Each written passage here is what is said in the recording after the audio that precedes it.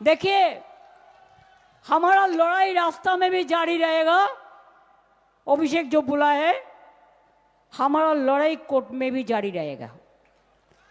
हम इसको booth level से हाईएस्ट लेवल तक ले जाएगा।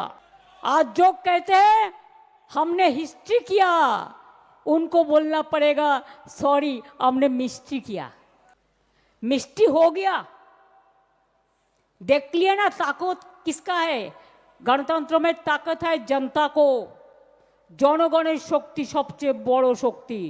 মিডিয়া কিনে নিয়েছেন, জুডিশিয়ারি অনেকটাই কিনে নিয়েছেন, বেচারারা ভয়ে কথা বলতে পারে না, পেগাসাস করেছেন। আর ডেমোক্রেসিকেও ভাবছেন কিনে নেবেন। যখন ইচ্ছে ভোট বাড়াবেন, যখন ইচ্ছে ইভিএম মেশিন হ্যাক করবেন, যখন ইচ্ছে ভোটারদের নাম কেটে দেবেন। একটাই কথা ইশারায় কাফি বলে যাচ্ছি, কেউ খাবে আর কেউ খাবে না, তা হবে না, তা হবে না।